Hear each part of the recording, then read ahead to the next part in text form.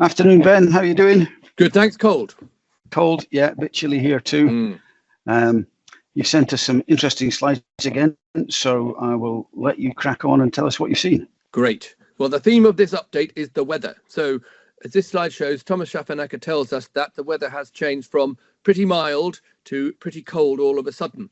And we need to consider what that's going to do to the parasites, particularly in sheep now.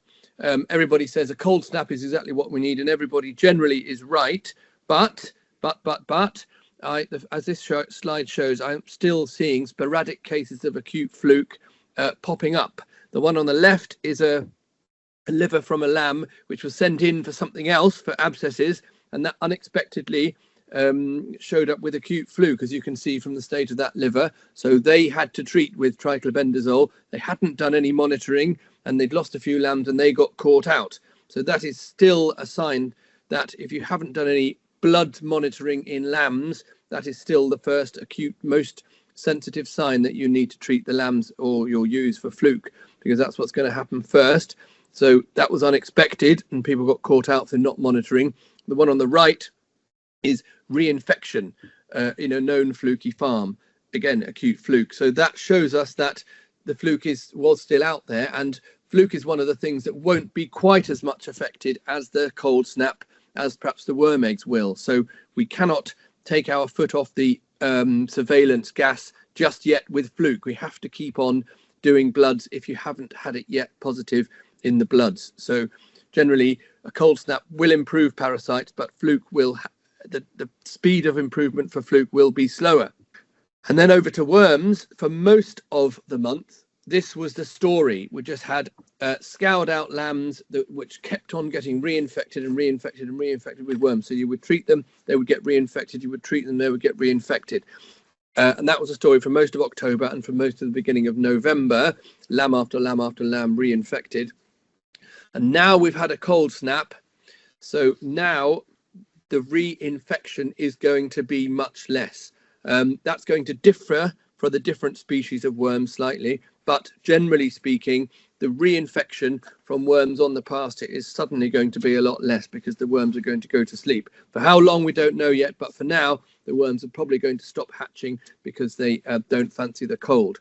Certainly for Haemoncus, you would think that now this cold snap will knock it on the head completely. So anybody that's going to overwinter will overwinter, and anybody that's on the pasture will probably be killed or very severely wounded and not going to overwinter there. So Haemoncus, the risk probably now is over, certainly in the north. The other worms may still trickle, and certainly if it warms up again, they may still trickle. But it would probably be a good idea to worm now, and possibly if you haven't done one with a brake drench, just because the reinfection is going to be so much reduced, and it may be worth taking advantage of those growth rates when the reinfection isn't as much as it was. So that'll be a welcome change, I think, for a lot of lambs on a lot of dirty pasture. As far as tups goes, I have had a run of tups. This picture on the right here is an abscess in the lung of a tup, and lung abscessation in tups is not that uncommon.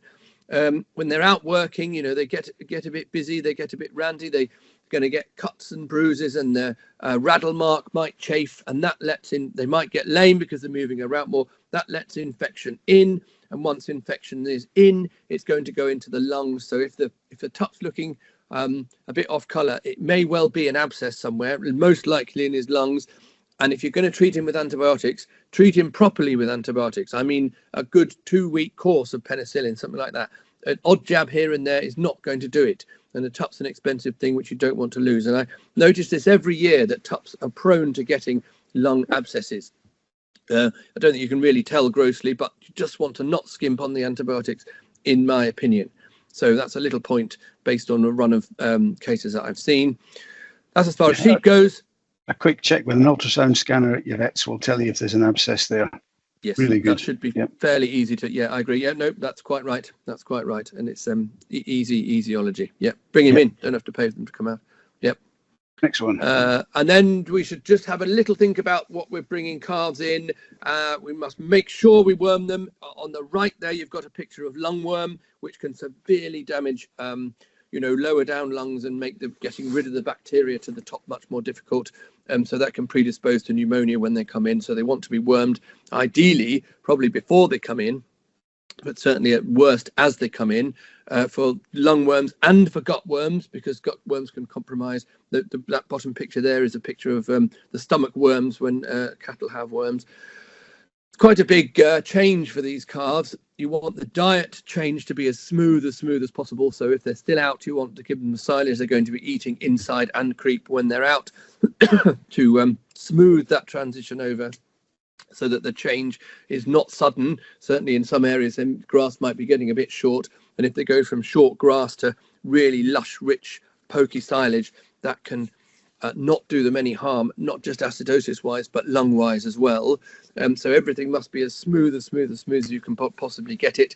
Ideally vaccinate them in advance of coming in. Bigger cattle will need IBR cover, definitely. Smaller calves, just the other viruses, and worm them. And give some thought, this is my last thought, this is the next slide, give some thought to the ventilation issues, because obviously ventilation outside is not a problem. Ventilation inside could be a problem. And if cows and calves are housed together, you can get situations where the ventilation is fine for the cows because the air is clearer at cow level, because that's where the heat is generated, and the cool air is going to be warmed up and sent out the ridge. But sometimes at calf level, it's not as good, and you can't do a smoke bomb until the building is full. So when you filled up the building, do a smoke bomb and just make sure that the ventilation is as good as you can possibly get it.